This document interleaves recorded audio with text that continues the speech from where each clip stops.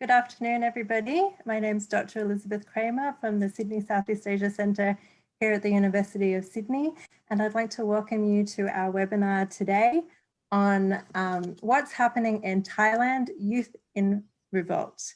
Before we begin our proceedings today, I would like to acknowledge the traditional owners and custodians of the land which I'm dialing in from today, the University of Sydney campus here at Camperdown. And we have the traditional custodians, the Gadigal people of the Eora Nation, who taught their young on this land for many centuries before settlers arrived. And I think it's interesting because we're going to be talking about Thailand today, which might seem a world away from the Indigenous people of Australia, but some of the issues that we'll be touching upon, including the identification of injustice and fighting back against that injustice and having a political voice, is a theme that's also very relevant in Australia today in terms of Indigenous rights and the Indigenous rights movement. Today we have a fantastic lineup of speakers. I'm just going to introduce them briefly, then give you a bit of a rundown on the schedule for today before getting straight to our first speaker. Today we have, we'll be beginning with Dr. Patrick Jory from the University of Queensland, followed by Dr. Gregory Raymond from the Australian National University, Dr. Gavan Butler from the University of Sydney, Dr. Chavalin Svetanant from Macquarie University, and then last but not least, Dr. Jacob Ricks from Singapore Management University. So thank you to our esteemed panel for joining us this afternoon. I'd just like to also outline that we will be taking questions at the end of the presentations. There is a Q&A function on Zoom at the bottom of your screen that you can use to type in your questions, and I will moderate those and pass them on to our panel. And we have about 30 minutes for Q&A at the end of the presentations. So without further ado, I would like to pass on to Dr. Patrick Jory for his presentation on the historical context of the protests. Thanks, Patrick. Thanks very much, Liz, and thank you, Em, for organising this really timely event, and Ariane and everyone else at SSEAC involved with it. And thanks to also everyone who are listening in today. A famous revolutionary once said, there are decades when nothing happens and weeks when decades happen. And I think Thailand's in that kind of situation right now. It seems a long time when the human rights lawyer, Anil Nampar, made a speech in August, just August, calling for reform of the monarchy. I think Thailand is in a revolutionary situation, and I don't use that term lightly. I don't make no predictions about what happens, but I think the situation right now is very, very serious. And at times of great change like this, I think people have a heightened sense of history. So what I want to do in this short presentation is to show you that the student protests, I think, are being fueled by quite a radically different understanding of Thailand's history to the official version that's taught in the schools and disseminated through the mass media. Now, anyone who's been following the protests closely will know that the protesters are very conscious of Thailand's political history. The main kind of umbrella student protest group call themselves the Kanarasadon, the People's Party, which is the same name as the group of civilians and military officers which overthrew the absolute monarchy in 1932. In the speeches at protest rallies, there's frequent reference to historical events in both Thailand and world history. These include the 1932 overthrow of the absolute monarchy that I just mentioned, the 1946 regicide case where King Rama VIII was found shot dead in his bed, the 14th of October student uprising, 14th of October 1973 student uprising against the military regime at that time.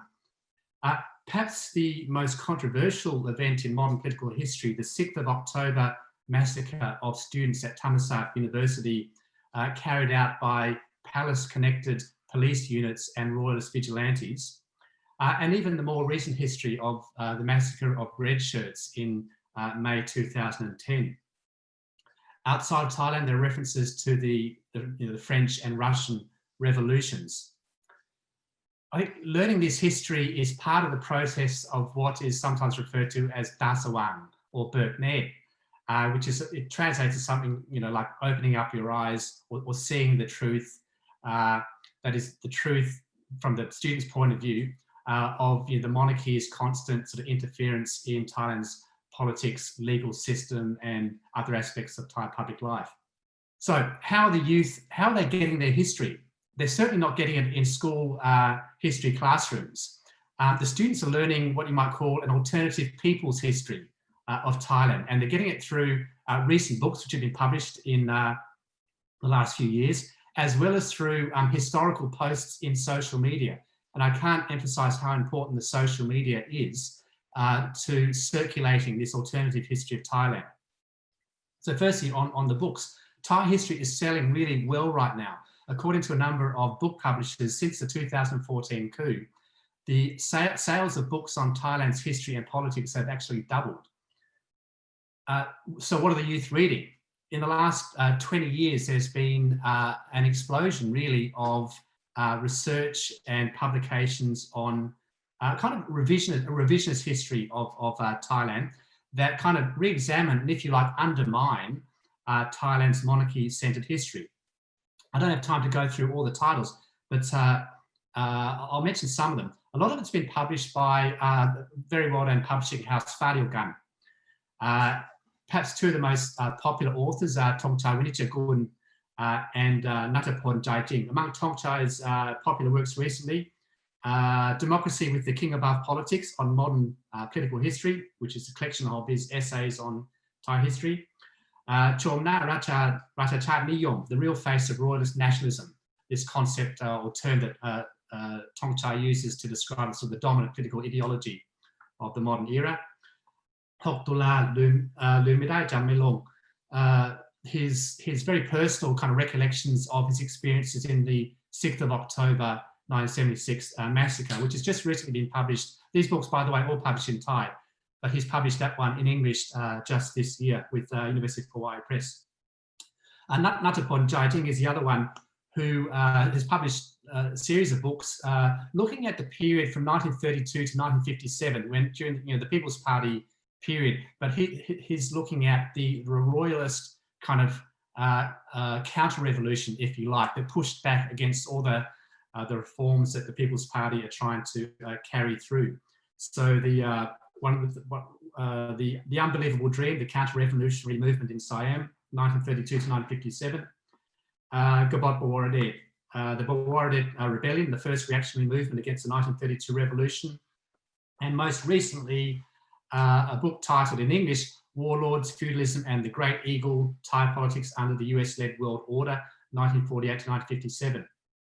And I had some pictures of students in the protests holding up these books, but we don't have time for PowerPoints today.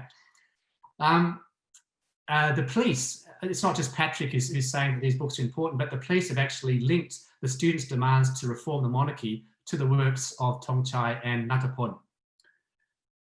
There are also classic international works with historical or political themes. For example, Thomas Paine's Common Sense, which has been translated and selling quite well in Thailand apparently, and George Orwell's 1984. And apparently one protester was carried away by undercover police officers for reading or carrying this translation of 1984.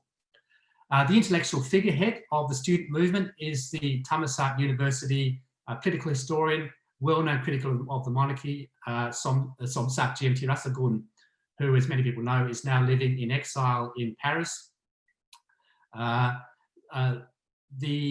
There are other sort of less influential but very interesting sort of personal expressions. There are so many of them I don't have time to go into.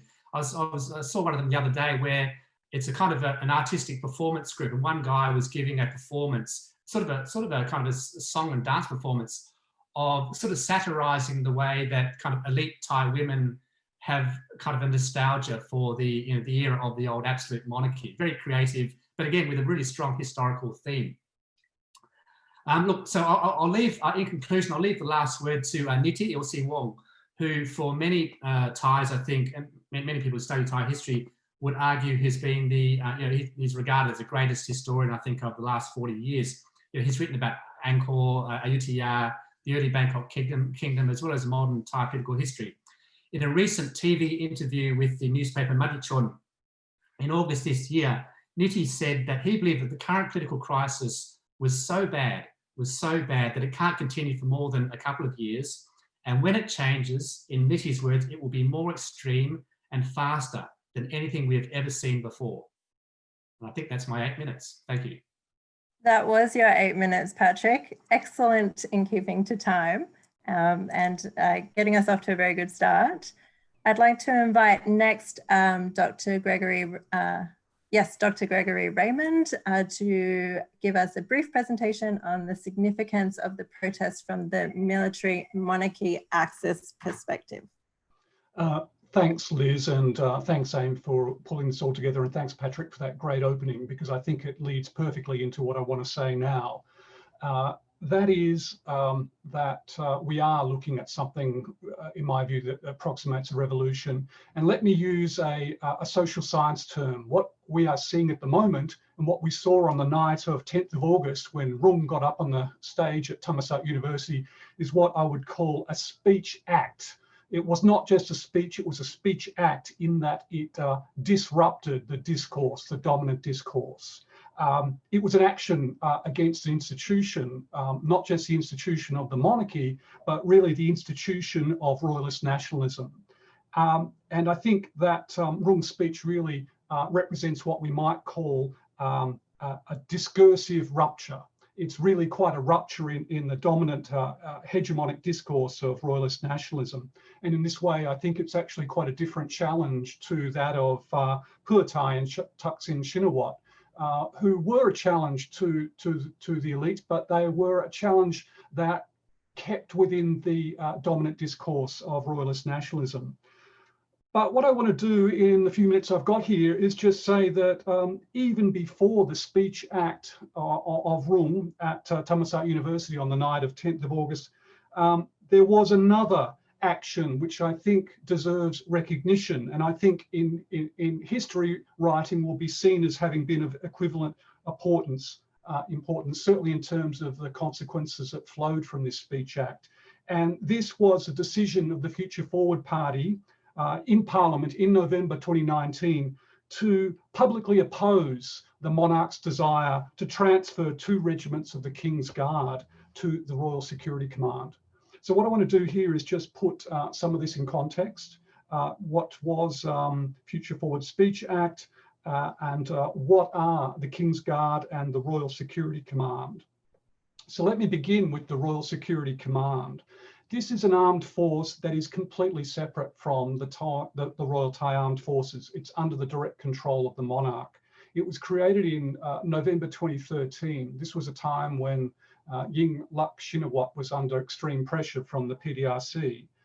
Against this backdrop, the then Crown Prince greatly enlarged his role as an operational commander. He used a royal command to amend Article 10 of the Defence Administration Act, giving a legal basis to an entirely new military entity, the Royal Security Command, or Nuai Panchagan Tuai Kwan Blokpai Raksa Praong.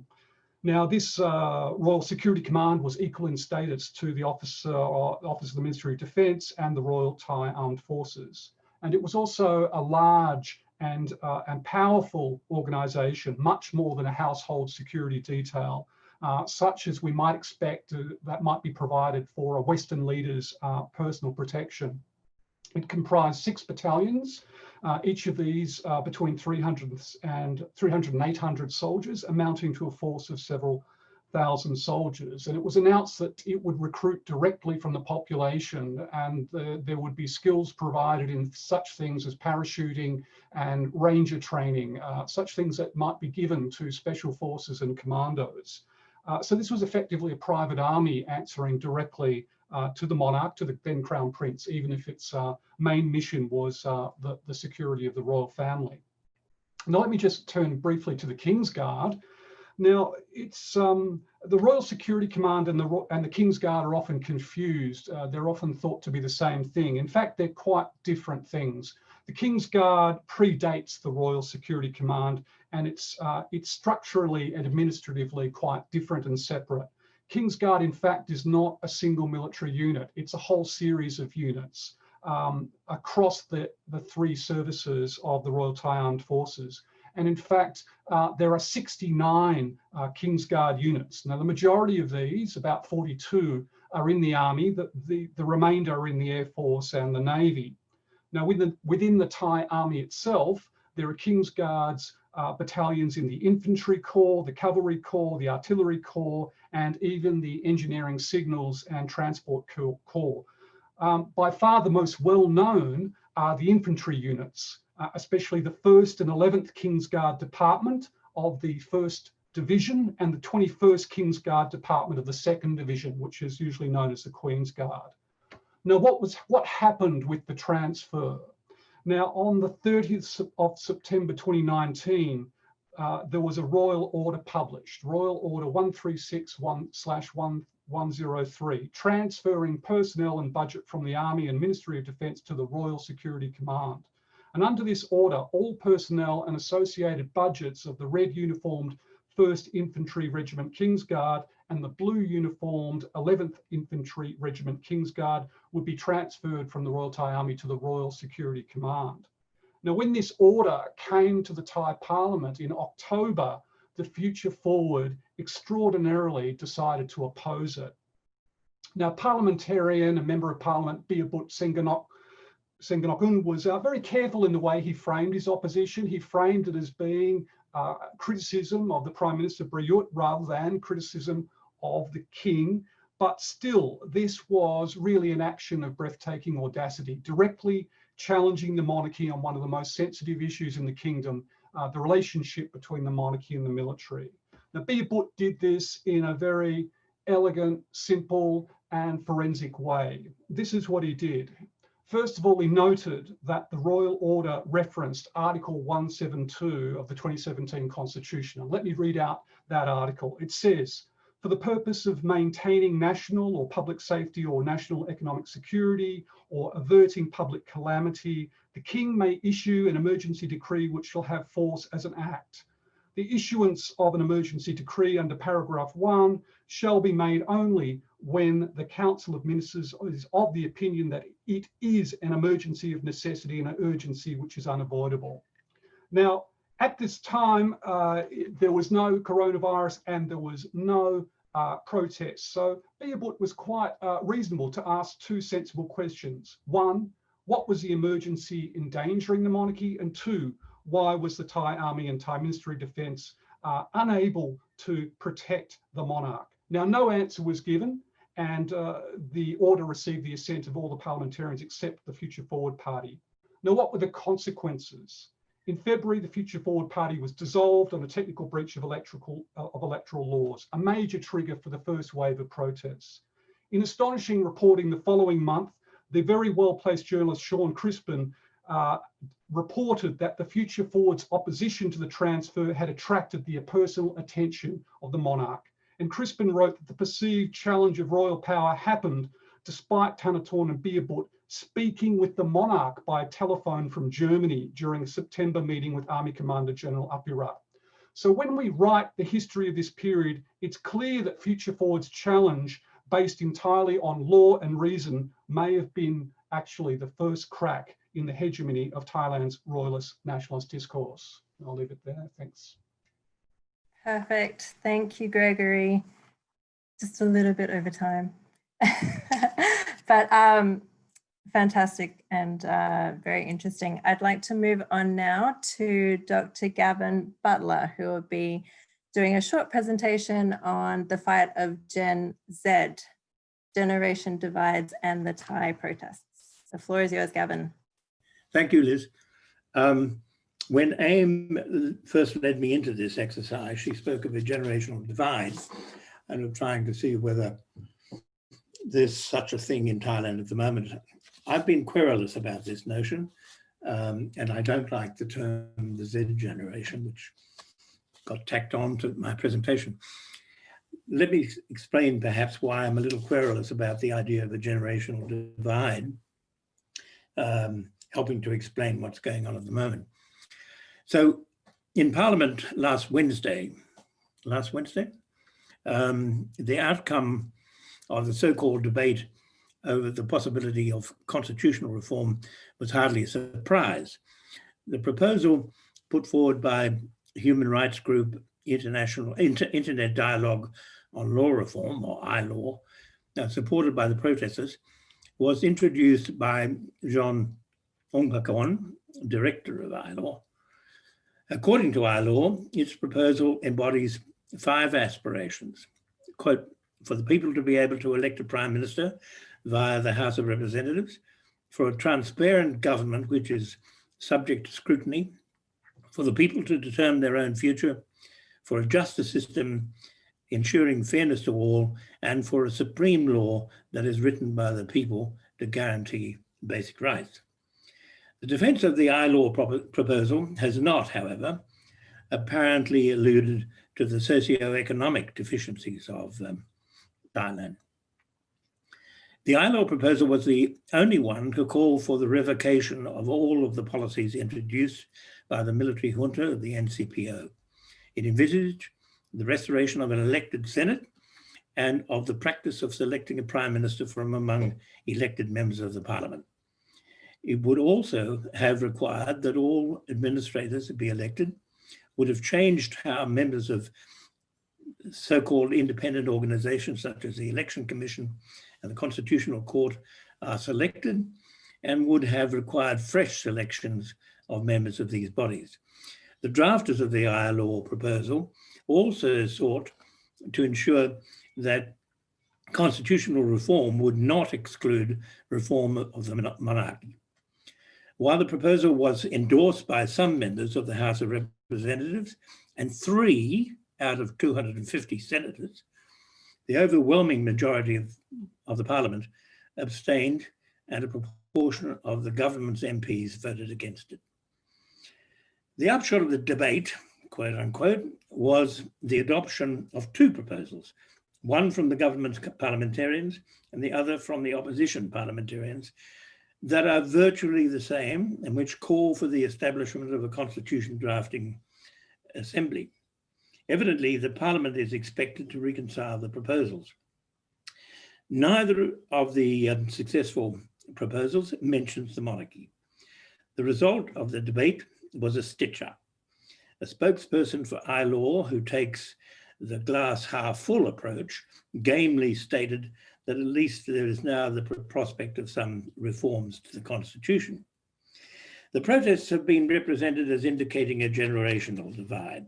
On the one side of the divide is the generation of business leaders, politicians, senior bureaucrats, palace officials, and military leaders who have personified the ruling of Thailand during several decades. This has been a period of worsening income inequality, a period during which reforms to education chartered in the 1990s has still not begun in earnest, and a period during which, for all the Thai achievements in public health, the accessibility of the people to high quality healthcare atrophied with Thaksin's introduction of the universal healthcare scheme. On the other side of the divide are mainly young people with new aspirations, little respect for the major institutions such as the monarchy because of the excesses of Rama X and the disdain for the Thai people that has clearly been shown. The Sangha, Parliament, and organic laws, the Election Commission and the Constitutional Court, given the single-minded commitment of these bodies to the destruction of the Future Forward Party and the crucifixion of its leadership. And of course, the military itself, given its infamous proclivity for coup, and it's actually having executed 2 coups within the memory of the protesters.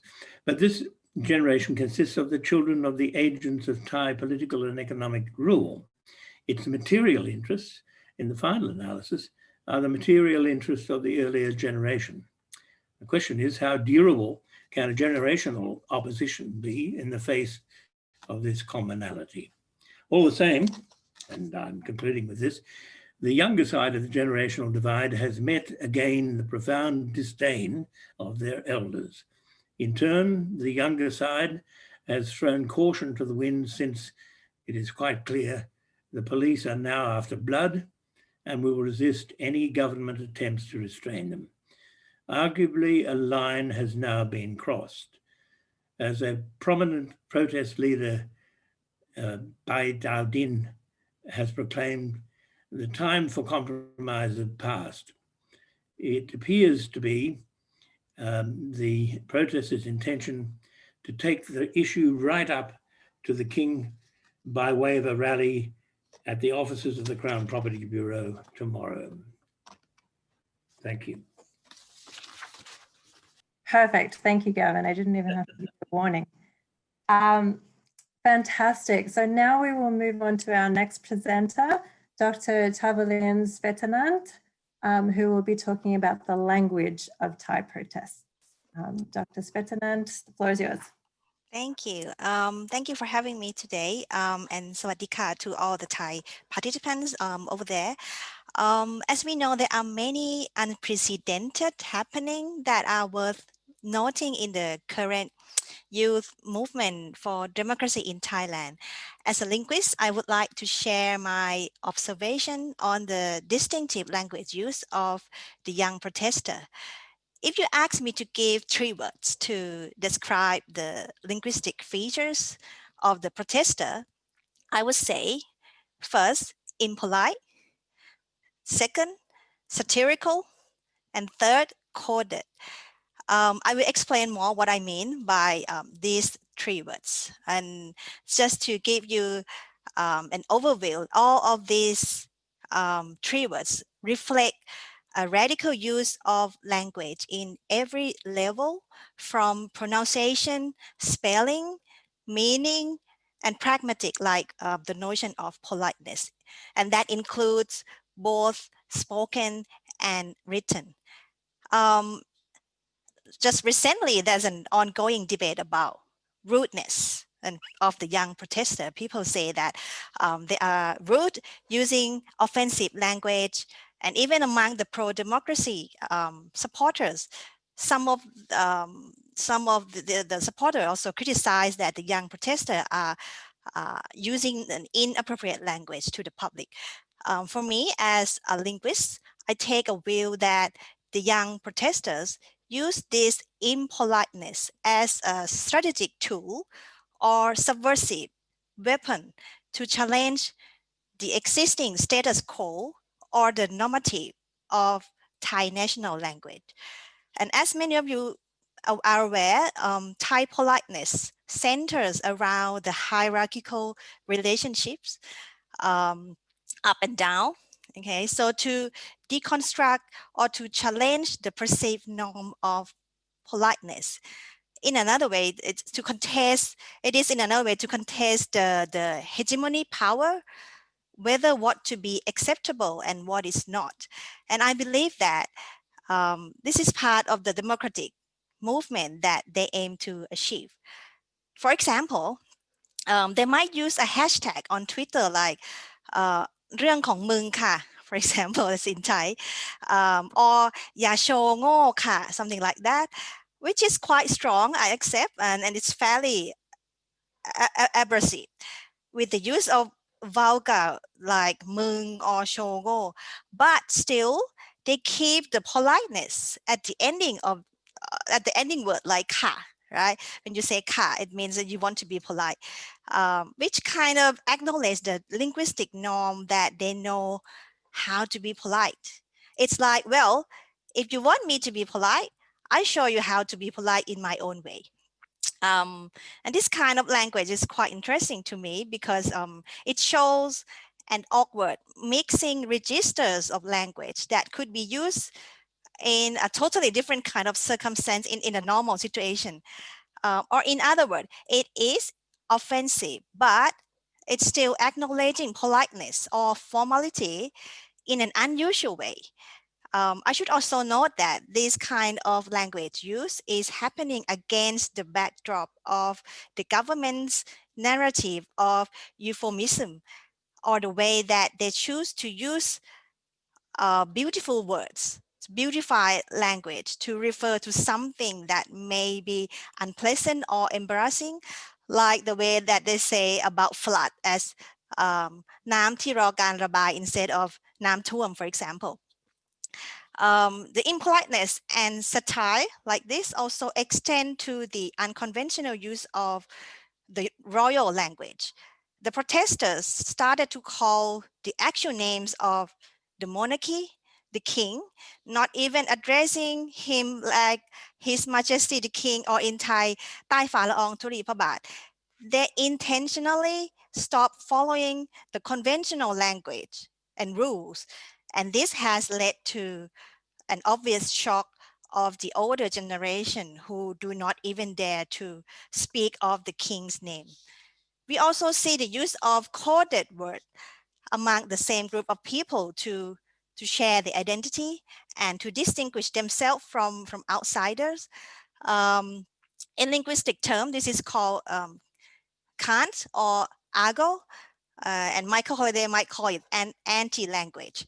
This is a subculture that is normally established among rebellious social groups.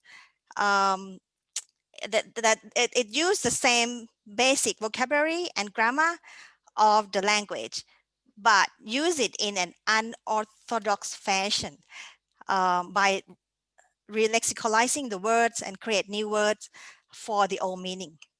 For example, you might have heard the word CIA, a very popular slang word now, which is used to call the street food vendors who get to the protests first before any others, and they call them CIA, or the word carrot, which mean a monk because of the color of the carrot, and the monks, it's dressed the same color.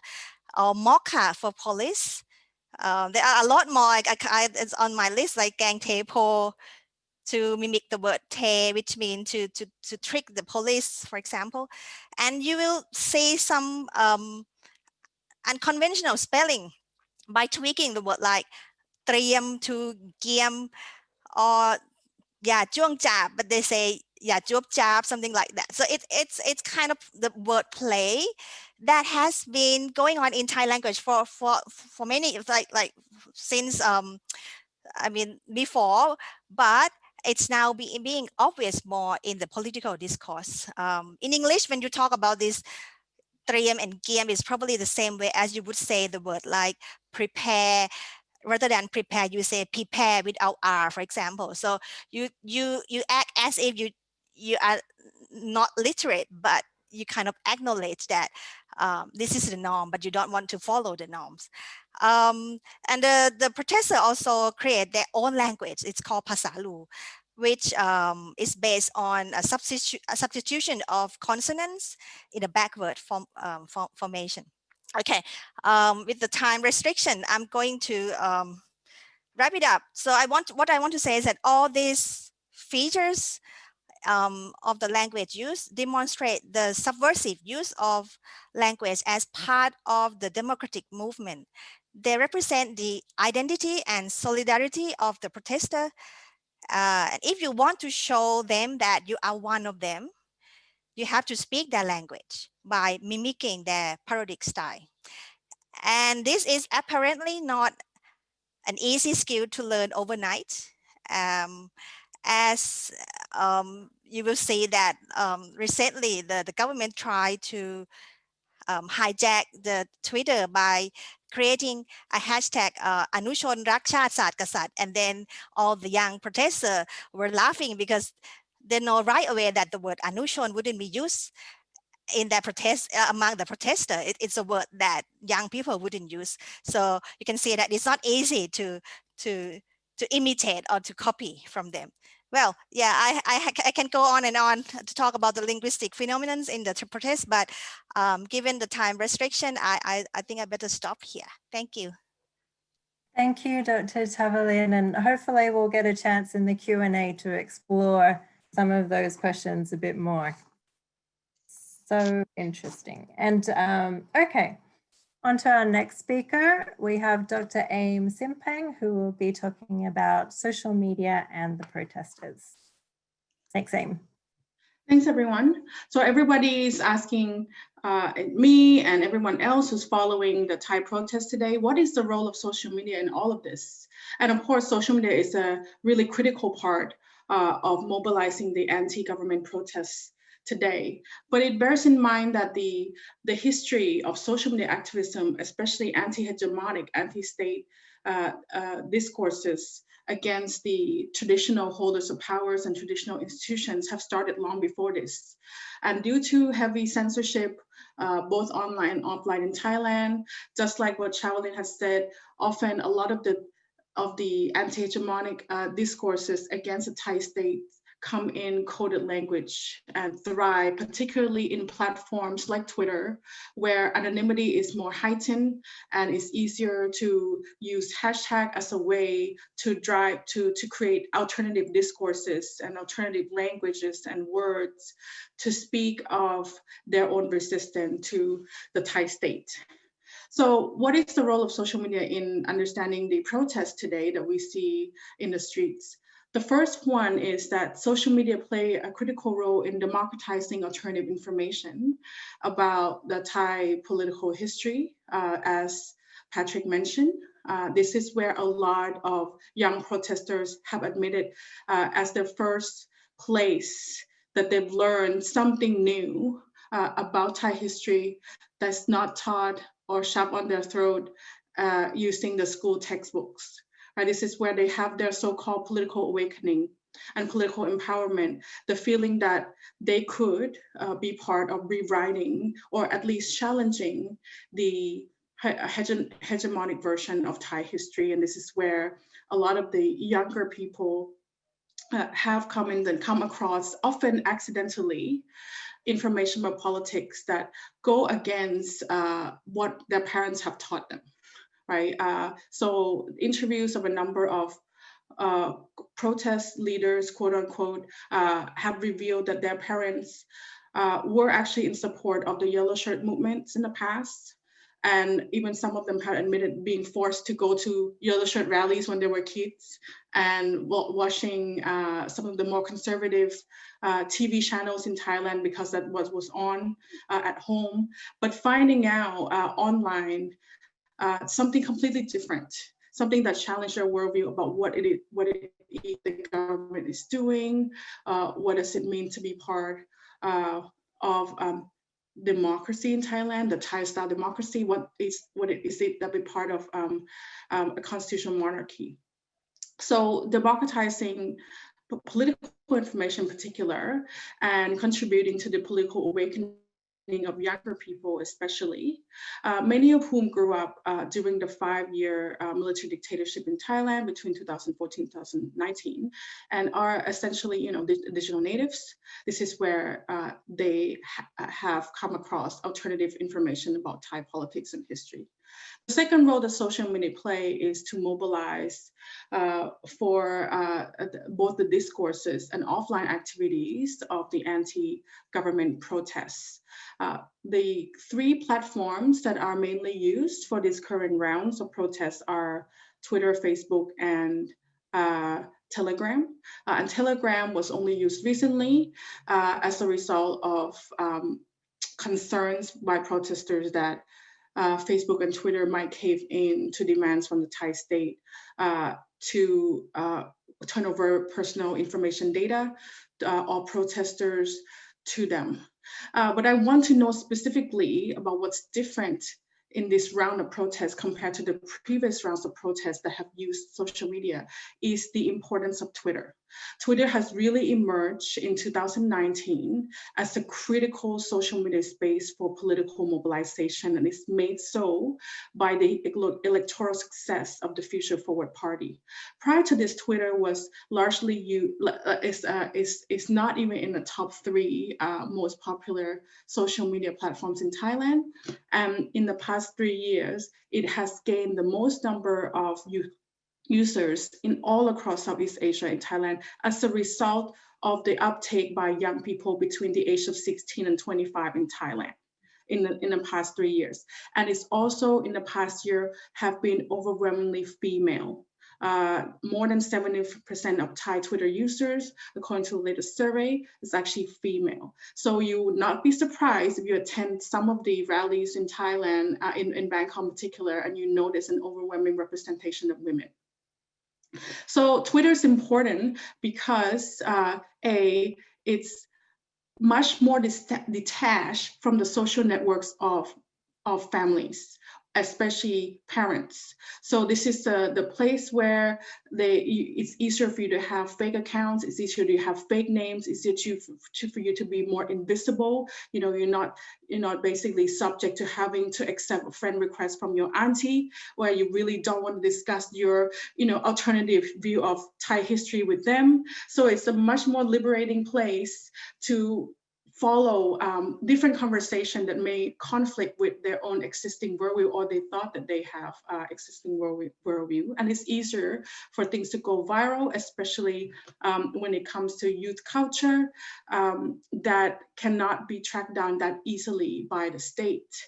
So the Thai state itself does have a powerful way of trying to control online information, but it's a lot harder to do in a Twitter space, especially, and of course the encrypted channels like chat apps like Line or Telegram, but especially on Twitter, if we're talking about open space social media, because you really have to understand youth culture. So what Chavalin is mentioning. So one of the really fascinating things about the current digital youth movements in Thailand is, for example, the incredible role played by K-pop fan groups on Twitter. So Twitter in Thailand is used heavily by K-pop groups in general, and they have been influential in not just driving particular hashtags relating to the current protests to virality, but have also single-handedly become the largest financiers of campaigns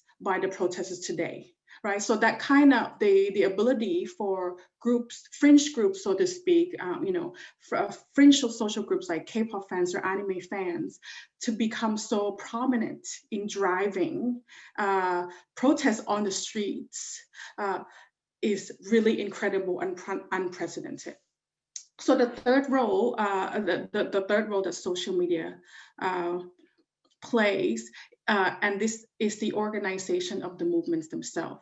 So whenever I get asked about what is it about this round of protests that's different from previous rounds of protests in Thailand, because Thailand has a lot of protests. One thing I always mention is the organization of the movement. The movement is a lot flatter, much more diffused, and a lot less hierarchically structured than before. Previous round of political movements in Thailand tend to be tied to political parties or certain well-known politicians or individuals. But this time is structurally and organizationally very different because it's networked primarily through Twitter, and it's much more diffused, so that if the leadership of the movement, the leadership, so to speak, gets arrested and detained, which is exactly what happened, there will always be a plentiful supply of others who are willing to step in to lead in the movement, or at least keep the movement going online, offline. So this is what I have today for social media and protests in Thailand. Thank you, Aim. And I'd like to move on now to our last speaker, Dr. Jacob Ricks, who will be giving his short presentation on antagonism towards the Prayuth regime, perspectives from rice farmers. Go ahead, Jacob. All right. As Monty Python used to say, and now for something completely different. When Aim asked me to talk to you today, I said, well, I've been working on these rice farmers for a while, and they're missing, right? So today's protests, we don't see farmers engaging as they have in the past, right? If we think back to the 2010 red shirt protests, rice farmers were a huge part of that. And they weren't always just in the red shirt protests, right? So Apisitwe Chachiwa actually had rice farmers protesting outside the 11th Infantry Base, which was a completely separate protest from the red shirt protests. And so we're seeing an exclusion of these rice farmers from the political discussion that's going on today. And so the question basically is, what's changed? Why are they not here? I'm going to address that through three quick sub-questions. One is, first, who are today's rice farmers in Thailand? Well, according to the most recent numbers of the Thai Labor Force Survey, approximately 1/3 of the Thai labor force is still involved in agriculture. That's around 11 million people. Not all of those are farmers, of course. Some are laborers, some are just family members, but that's still a large portion of the Thai population. Agricultural workers are concentrated, especially in the Northeast, geographically in the Northeast, where they make up over 50% of the labor force. In the North and South regions, though, they still also make up 40% of the labor force. According to the 2013 agricultural census, which is slightly out of date, but it's still kind of the best data we have on this, 65% of all farmers in Thailand are registered as rice producers. And so we know that rice farmers make up a population of around 4 to 5 million people. The vast majority of them have lower than a secondary education. Only 300,000 farmers who are registered as farmers in the agricultural census, only 300,000 have completed any education beyond a secondary education. That's around 5%. Farmers in general earn less than average incomes, taking home just about 18,000 baht per month. That's about a little less than $600 US or 800 Australian dollars. 40% of Thai farming households are below the national poverty line. Most now rely on outside sources of income. They're not just relying on farming. Many consume all, if not almost all, if not all of the rice they produce. In short, rice farmers and their families remain an important and sizable constituency in Thailand, but a constituency which is excluded from the economic growth and economic benefits that have been seen in Thailand. So the second question is, how do they behave politically? Well, prior to 2001, Thai rice farmers had very limited influence in politics. The Thai state had actively suppressed them, including crushing the Farmers Federation of Thailand in the 1970s, and also kind of excluding or crushing other NGOs that were farmer-based. The weakness of rice farmers was seen in the policy arena, where government policy is actually extracted from the countryside to benefit the cities. That lasted until the 1980s, and then it slowly began to change, where subsidies began to appear, but those subsidies, initial subsidies, didn't actually make it much to farmers. Some studies in the 80s showed that only about 20% of the money that was earmarked for farmers ever made it to farmers. The other 80% of the money was absorbed by exporters, rice millers, bureaucrats, and politicians. So once again, showing prior to 2001, farmers were excluded from the political sphere. From 2001 onward, we saw a huge change, where farmers were no longer excluded, primarily due to policies of the Thaksin Shinawatra government, and which was primarily the paddy pledging policy. I won't go into it because I'm short on time, but the paddy pledging policy operated as a huge subsidy to Thai rice farmers. And in response, the farmers began to be politically active. And a colleague of mine, Thanapan Laiprakopsop, and I have done some work on this, and we've shown that there's a clear correlation between the number of rice farmers in a province and the Thai Thai vote. Right, so these farmers then turn to Thai Thai and Phua Thai and to support Thaksin Shinawatra and Yingluck Shinawatra. Okay, so and one farmer that we interviewed, we interviewed a number of farmers. We did a number of focus groups with them, but one farmer explained to us that politics is not like before. We understand it better than in the past. We are now not just the people. We are citizens. And the farmer used, we're not the people, we're not Prachachon anymore, we are Ponlamuang, right? And the Thai farmers became quite involved. Now, Prayuth comes in. 2014, there's the coup. Yingluck is prosecuted in absentia for her activities in the paddy pledging policy. And so why don't we see farmers rising up, right? Why don't we see them joining protests? Well, there are a couple reasons. Number one, rice farmers, they're pragmatic, right? They are afraid of the military. They remember 2010. They remember previous times that they've been suppressed by the military. The military is a frightening experience for them.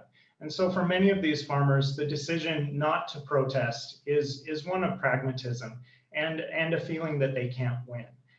Second issue is Kua Thai is not what it used to be. We just saw in October, there was, Kua Thai had internal strife and internal struggles. There is no longer a Chinawat to lead. Many of them are gone. They're in exile. And so there isn't an organization for them to latch onto. And that's where one of the things that Thai farmers have missed. They haven't had an organization to protest. They haven't had an organization to help them advocate for policy. The final thing that we also need to note is that the Prayuth administration has advocated a number of policy guarantees to try and help farmers and to appease them. Now, are farmers happy with this? No, they're actually, they find that, and the truth is the prices that they're being offered are much lower than what they had in 2013. So if we look at inflation adjusted prices, farmers today are making between 6 to 13% lower income than they were in 2013, and that's with the subsidies. And so the Prayuth administration has been a disappointment to them. But but again, there's this fear, right? The military is going to crack down. Now, the protests today are not seen as allies of the farmers. And so I'll stop with that. Thank you, Jacob. Sorry, just checking my timer here. You were just on 8 minutes. So I would like to open, well, we've already got some questions rolling in from the audience, but I'd like to invite you all to submit your questions. If you have any, please feel free to use the anonymous identifier if you don't feel comfortable sharing your identity with the rest of the participants in the group. And I'd also like to especially encourage questions from any participants or viewers who are dialing in from Thailand today, who might have an on-the-ground perspective to share or particular questions for our academics. And while those questions are rolling in, I'll start with the first one that we've got here on the list. And that question is there any attempt from the Thai government to crack down on the protests by framing the action as a violation to COVID-19 health protocols?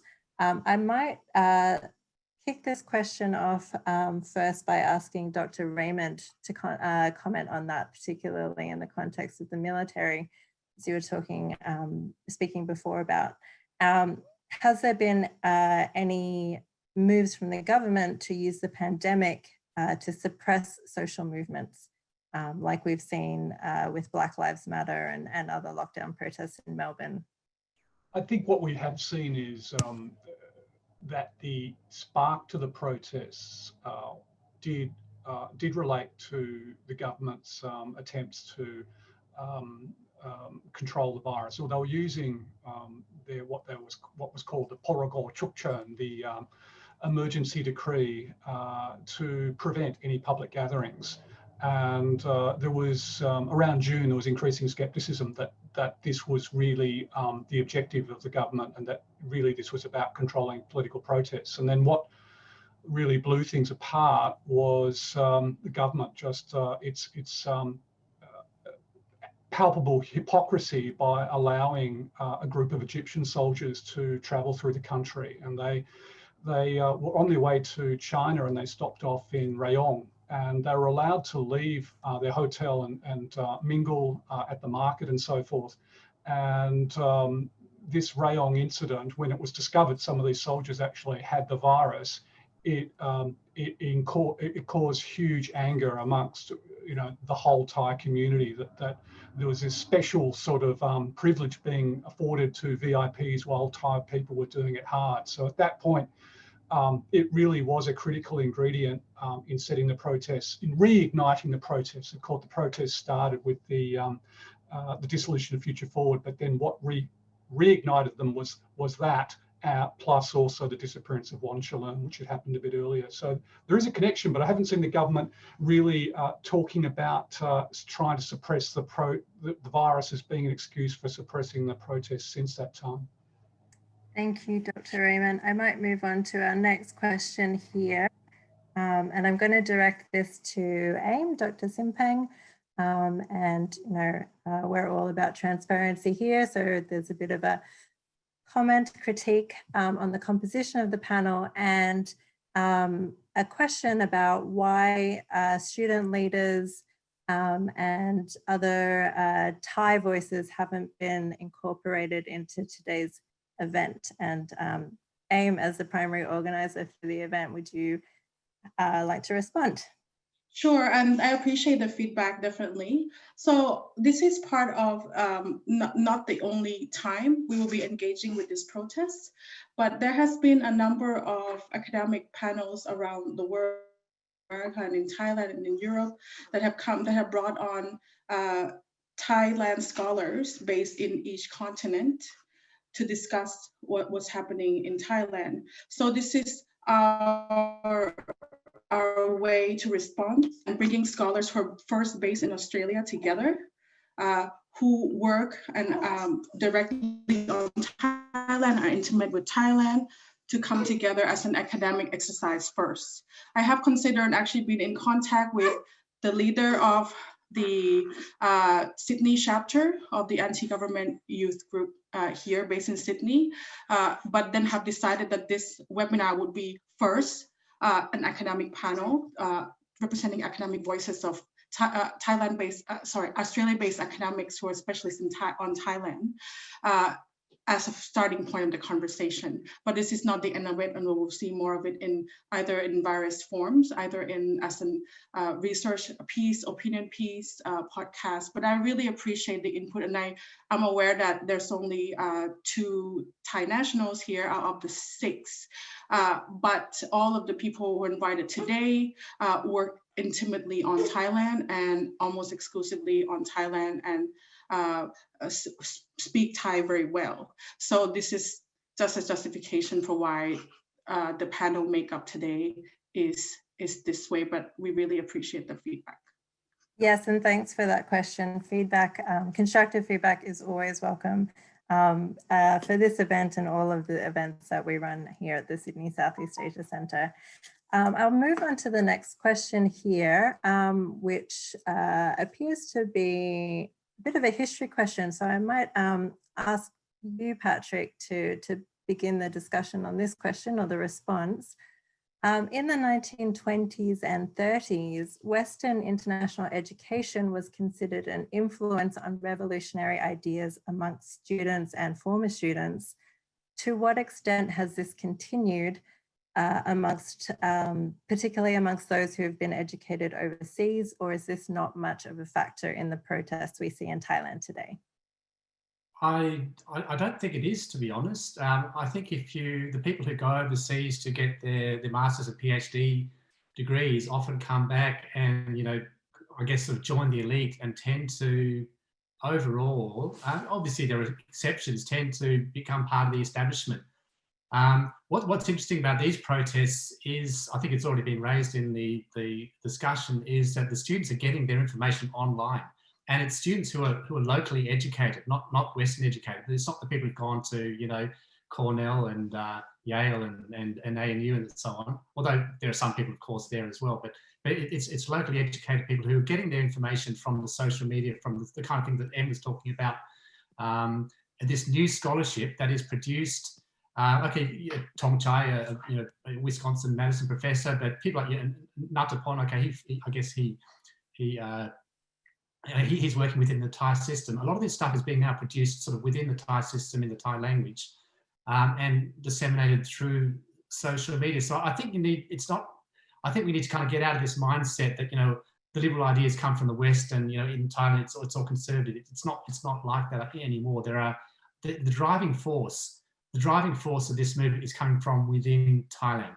There's no doubt about that, despite, you know, the government's attempt to kind of say that this is all being, you know, orchestrated by the CIA or some, you know, nefarious, the Illuminati or some nefarious international organisation. It's being driven from within Thailand by lots of different groups. I think the sort of the young generation, they're the sort of the vanguard, but there are all kinds of other groups. I think Jacob mentioned the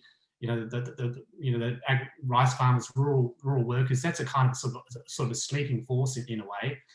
There are people, you know, throughout Thailand who are kind of have had to sort of keep kind of quiet because they have to you'll bend, right? You'll bend. It means kind of put up with the situation because, you know, you've got to survive, make a living.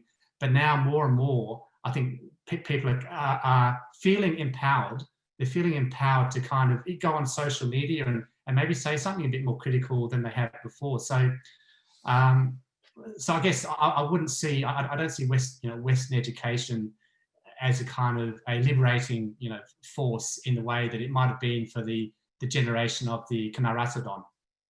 Thanks, Patrick. Thanks. That was a very comprehensive answer, even for myself, who doesn't really know that much about Thai politics. Okay, I'm going to move on to our next question here.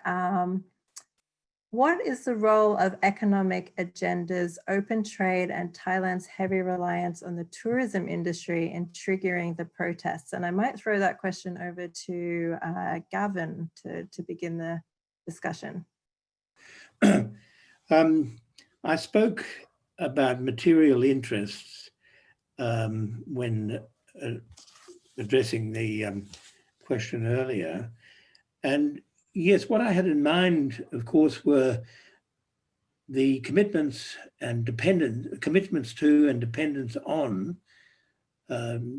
tourism, foreign trade, industrialization on the part of many urban Thai people. I think, and let's face it, over the last couple of decades, those commitments to those sectors have served the urban-based population in particular very well indeed. So I think that there is a good deal of care being exercised not to disturb these bases of material progress and income growth. And as a consequence, I'm querulous, as I said at the outset, about there being really a generational divide. I think the sons and daughters of the people who have done well out of tourism, foreign trade, industrialization, etc., are subliminally committed to the well-being of those sectors. I wonder, Jacob, if you could comment on the role of the agriculture and economics in that sphere and in relation to this same question. Yeah, so the economically, the agricultural sector continues to shrink in Thailand, right? There's and that happens in every country as they develop.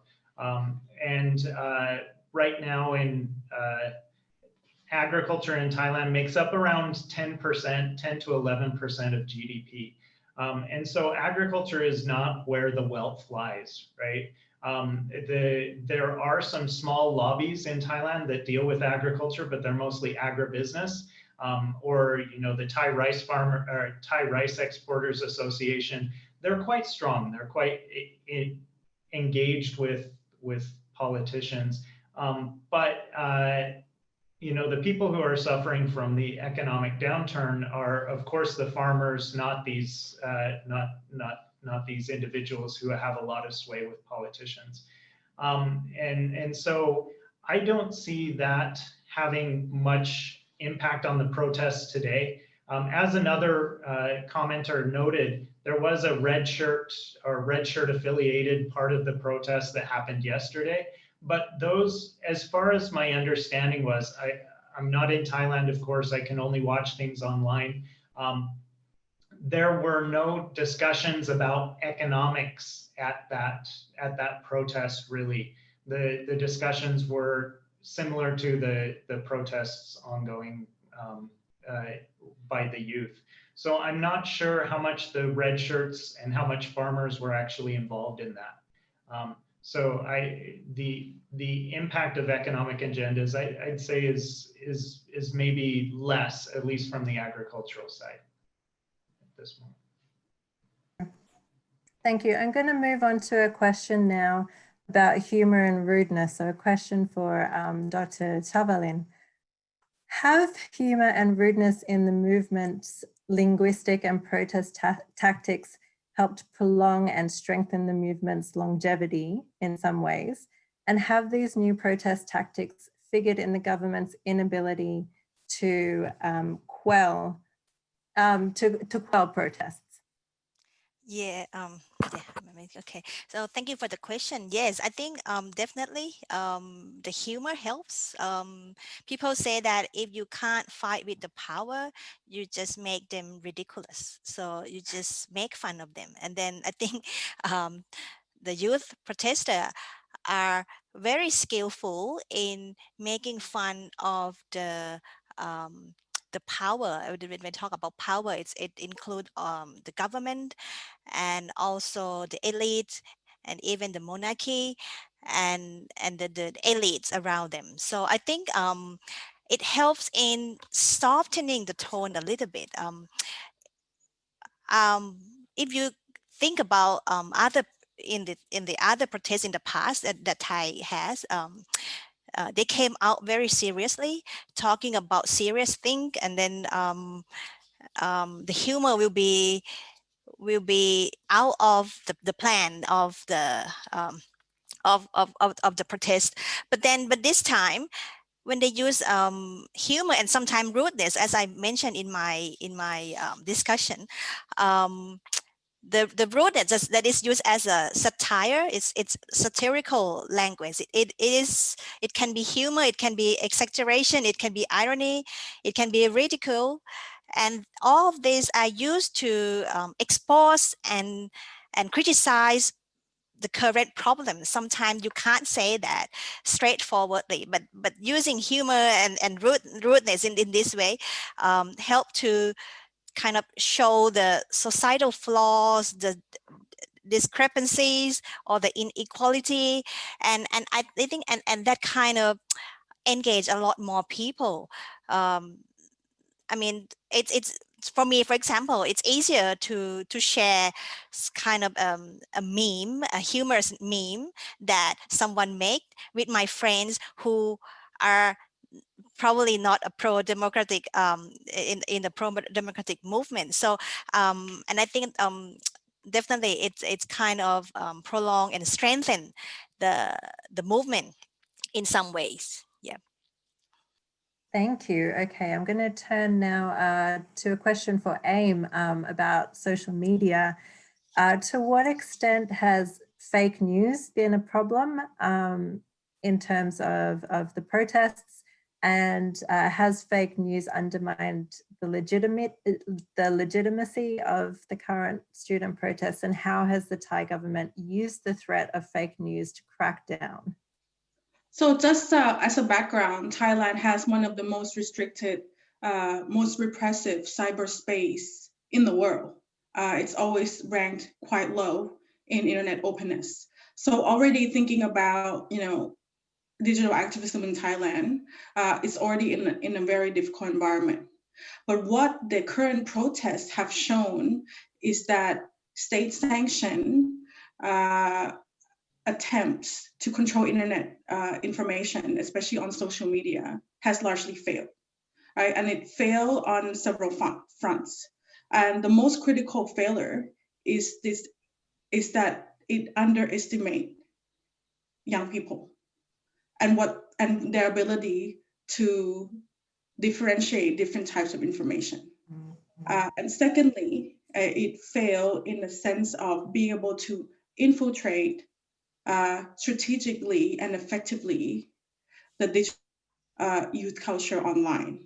And this is a reflection of what Chavalin said about the language. It's a reflection of who's really behind some of the attempts to hijack or some of the attempts to manipulate campaigns online. Is that they don't understand young people.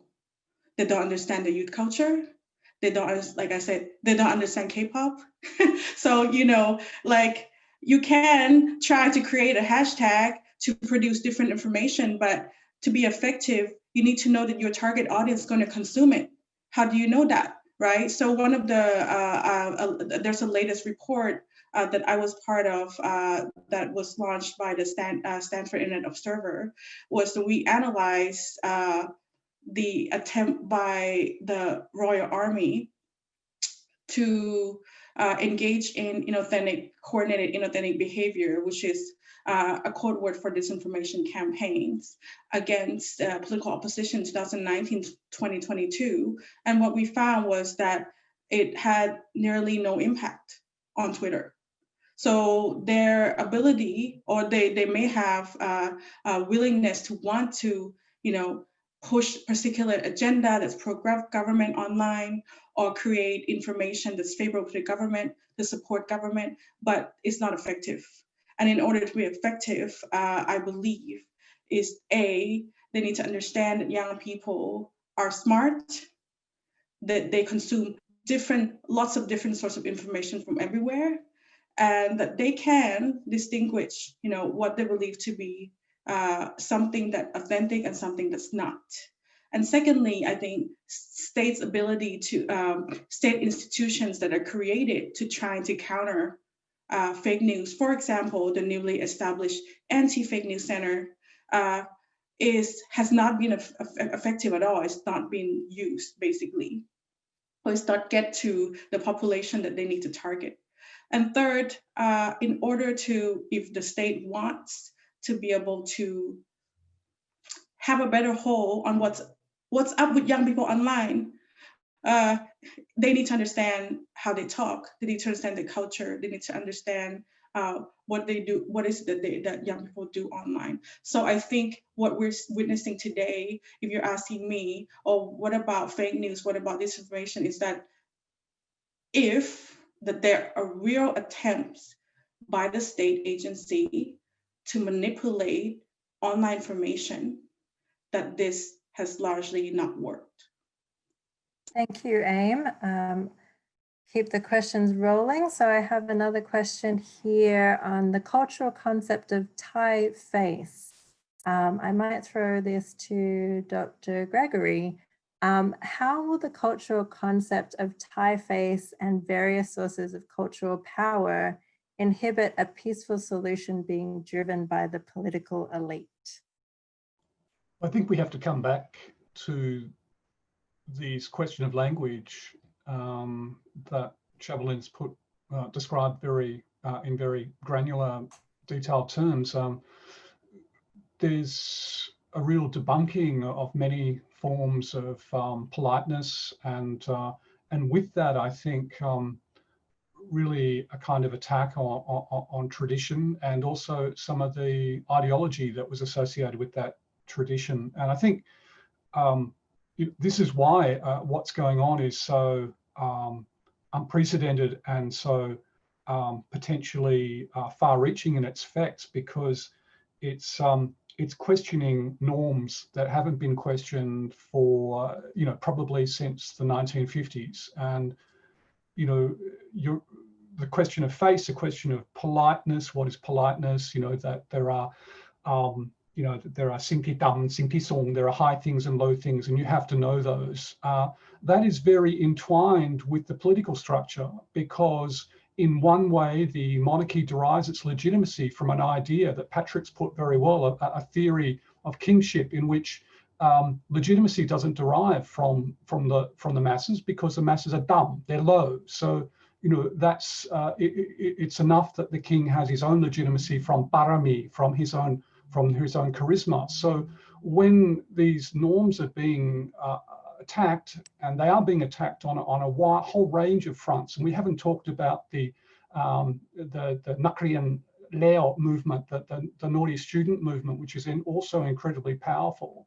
All of this really means that it's a very confronting moment in Thai history, I think, for many people, because this kind of change which is wanted is so fundamental, and it's so it overturns not only the politics but just so many norms of Thai institutions. Thank you, and I might ask Dr. Chavalin for her interpretation on the question too, about you know, what is the role of faith in the protests, and does it undermine the elite responses to it? Yeah, I had to say that looking from the young protesters' perspective, this kind of cultural notion, cultural concepts like barami, what else, the nata, amnat, they means nothing to them. Like they try to deconstruct all of this in their own way. So, and that's why it comes the meme. You probably see a meme of a policeman dressing ridiculously, something like that, and with a face that is very proud of his power. But that's the way that the young protester try to attack this kind of conceptual the cultural concept in Thai society, and because they don't believe in this. So if you, I think they make it clear, even in the speech on when they make a speech on the stage, that they want to talk.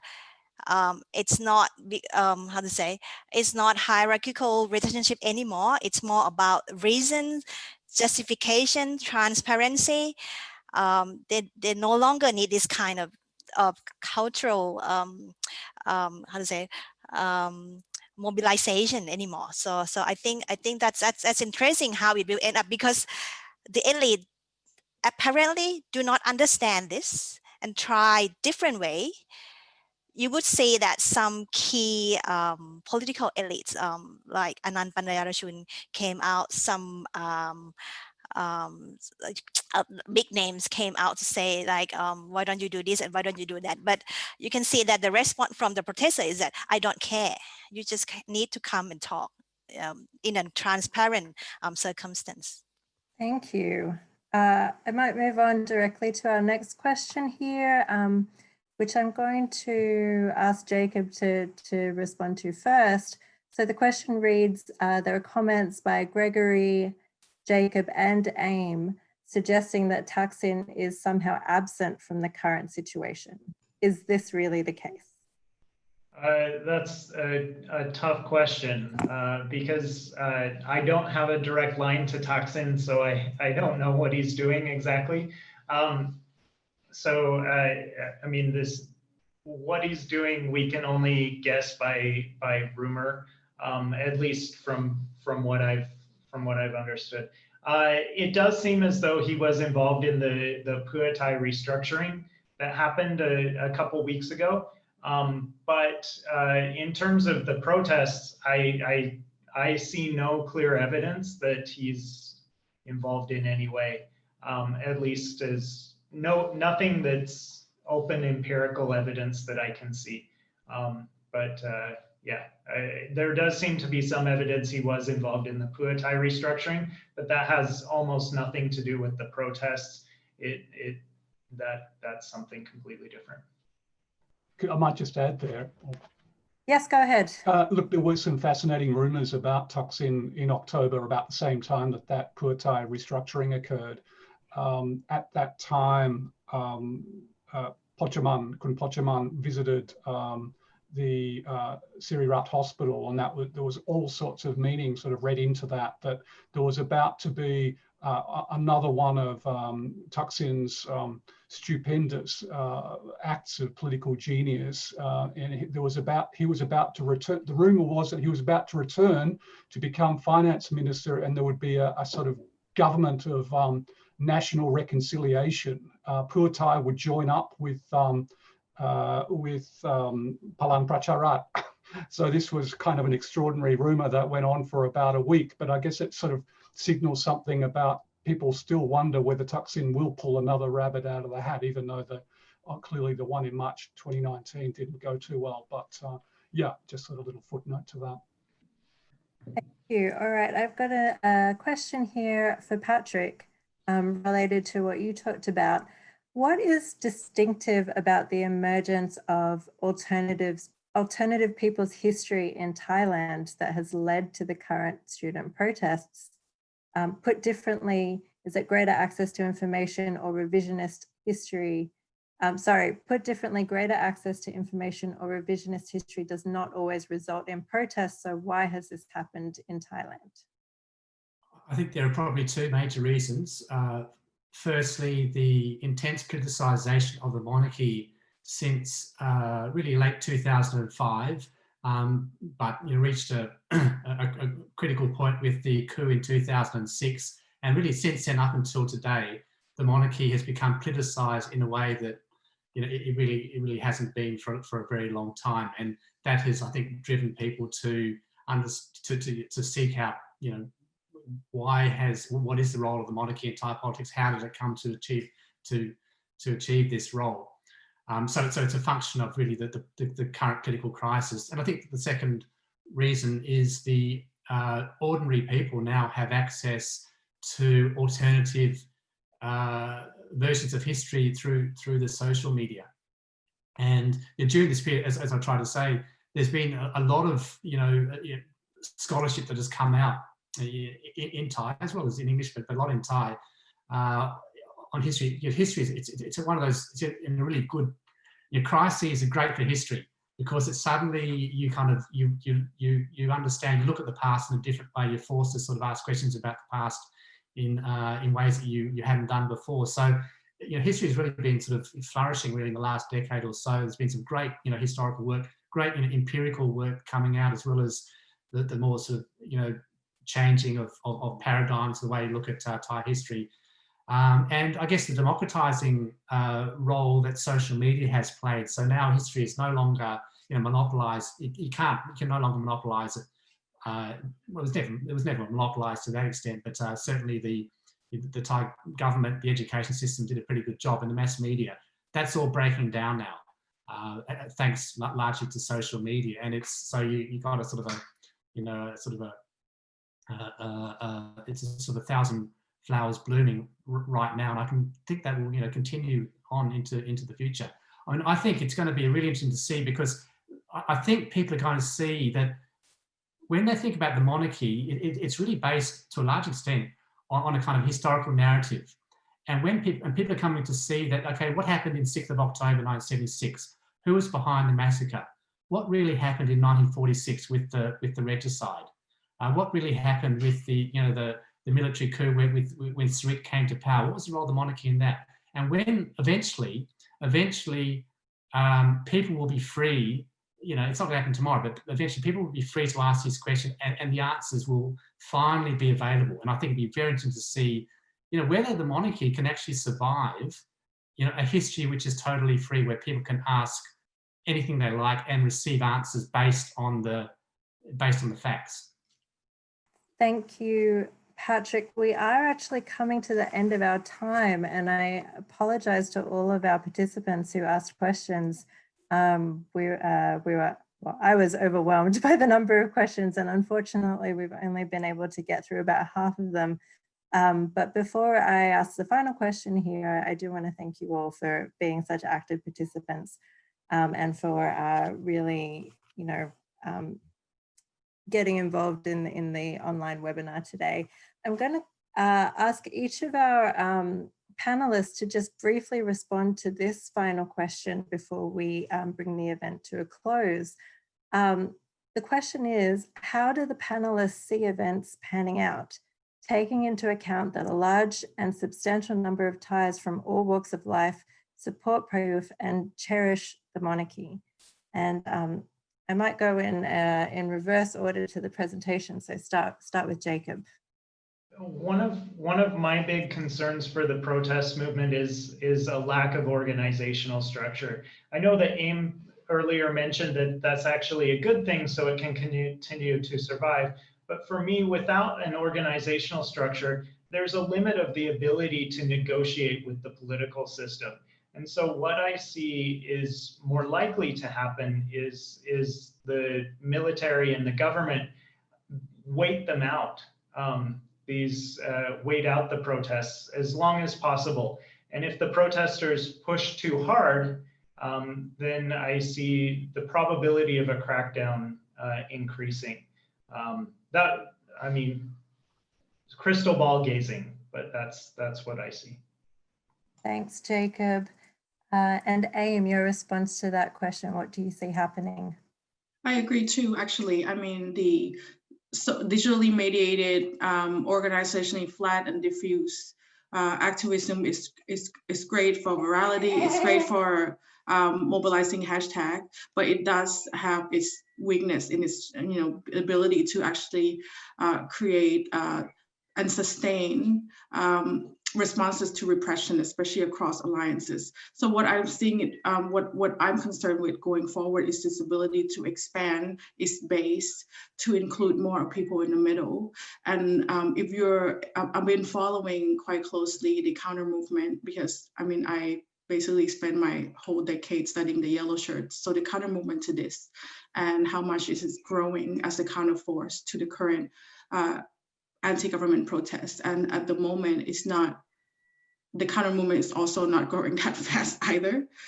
So I think it's going to come to a point where both groups are going to need to expand their base. And I'm not seeing it expanding on either side as much as at the moment, but a lot of it will hinge upon the government responses to the protesters. So we'll see. Okay, I might jump to Dr. Chavalin. Where do you see these protests going? Yeah, thank you for that question. It's a very challenging question to answer. For me, I look at this protest as a long-term movement. It wouldn't end in a year or so because it kind of engage with the awareness of people, and I think the protests did very well in terms of raising awareness of what to be acceptable and not acceptable, and the word that they use is to pang pedan or tamlai pedan, which is like destroy the ceiling. So now they kind of having this deconstruction of the sacred existence of things in Thailand. We have in Thai society, in Thai culture, we have like millions of sacred things, and that's something that we cannot even ask a question. And I think the young protester did very well in this space to kind of shine the light to that space and say, well, it's no longer like that anymore. And I think that that's a good start. And I feel like it's like it should be a step by step. The next step, we don't know how the government will respond. So far, it's not. The response doesn't look like in a way that the protester wanted to be. But I believe that when the times.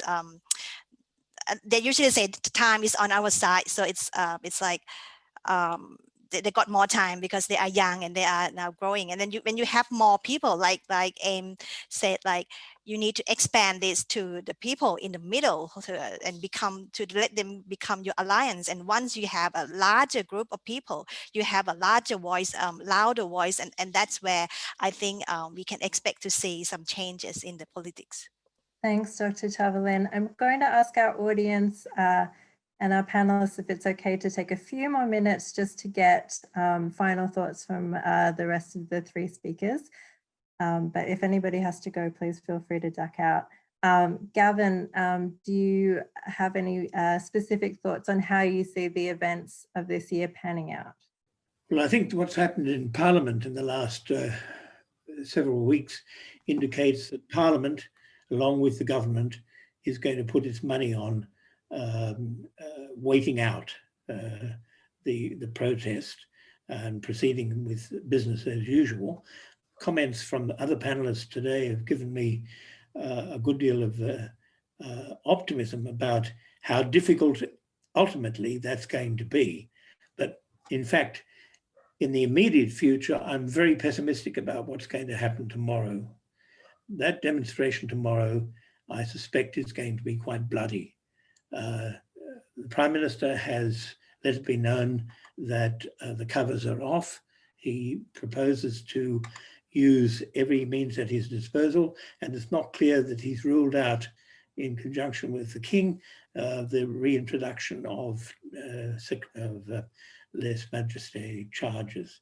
And I think the royalists, about whom nobody's commented today, who have been increasingly visible in their along the streets and numerous, are going to be very present tomorrow at the Crown Property Bureau, and I don't like the prospect of what will happen. Thanks, Gavan. Now I'll turn to Dr. Gregory for his final thoughts there on how do you see these events panning out? Chris Baker wrote a nice essay recently in the Mekong Review, and he said that with regard to the protesters, they've already inserted themselves into history and no one knows how this will end. And I think that is absolutely true. I think this situation is so fluid and so many unprecedented things happening on a daily basis that it's very, very difficult to see where things are going to go.